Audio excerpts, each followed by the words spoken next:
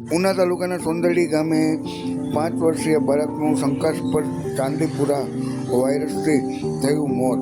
સમગ્ર મામલે આરોગ્ય વિભાગની 8 ટીમો સોંદરડી ગામે પહોંચી છે અને વધુ તપાસ હાથ ધરી છે.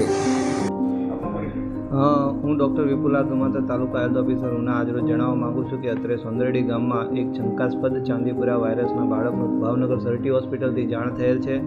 જે અહીંયા અત્રે પૂછપરછ કરતાં જાણવા મળેલ છે કે તારીખ 17/7/2026ના રોજ એને તાવ આવ્યો હતો અને નજીકમાં ટીમ્બી ગામ ખાતે આરોગ્યમ કરીને હોસ્પિટલ છે, BHMS ડૉક્ટર છે અને એ ડૉક્ટરને ત્યાંથી દવા લીધી હતી અને ડૉક્ટરે એમ કીધું કે મટી જશે એમ કરીને એને દવા આપી હતી. તે એક દિવસે દવા પીવડાવડાવી છતાં એને તાવ ઉતર્યો ન હતો.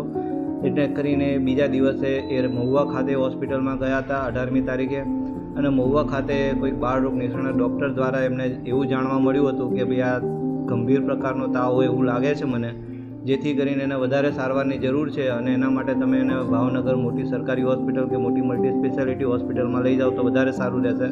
એટલે 18 તારીખના રોજ એ લોકો પછી સાંજે ભાવનગર સરટી હોસ્પિટલમાં લઈ ગયા હતા. ભાવનગર સરટી હોસ્પિટલમાં એને દાખલ કરવામાં આવ્યો હતો. 19 તારીખ સુધી એ દાખલ રહ્યો હતો.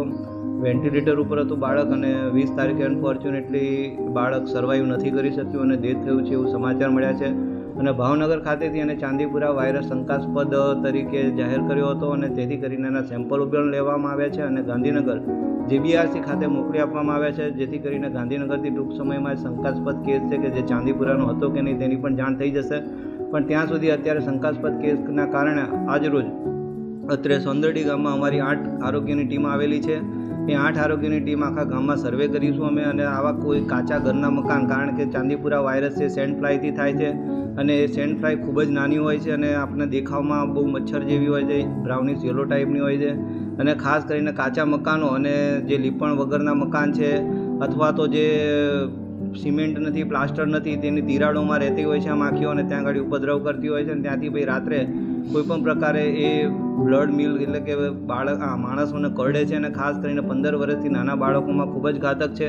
એ માખીને આજે સર્વે કરીશું અને IRS કરીને જે ઇન્ટર રેસિડ્યુઅલ સ્પ્રે એ સ્પ્રેઇંગની કામગીરી અમારી ટીમ આવે છે. 5 ટીમ આવશે કે જે લગભગ અહીંયા ગાડીના 100 જેટલા ઘર છે, 100 થી 150, એ દરેક ઘરમાં સ્પ્રેની કામગીરી અમે લોકો કરાવવાના છે કે જેથી કરીને જો આવી માખી હોય તો એ માખીનો મરી જાય અને ભવિષ્યમાં આ માખી કદાચ બીજા કોઈ રોગ મચાવી ન શકે. પણ મારી એક તમને વિનંતી છે અને લોકોને એક સલાહ છે કે તમે સાવચેત રહો, સલામત રહો, આના વિશે જાણો અને જાગૃત બનો. અને જો પણ તમને તાવ આવે છે તો નજીકમાં જેમ તેમ દવા લેવી નથી. કોઈક સારા ડૉક્ટર પાસેથી અથવા તો પ્રાથમિક આરોગ્ય કેન્દ્ર ખાતેથી અથવા નજીકના આશાબેનો MPWને જાણ કરીને અથવા મોટી હોસ્પિટલમાં જાણ કરીને ત્યાંથી સાવચેતીના રૂપે દવા લેવી જરૂરી છે.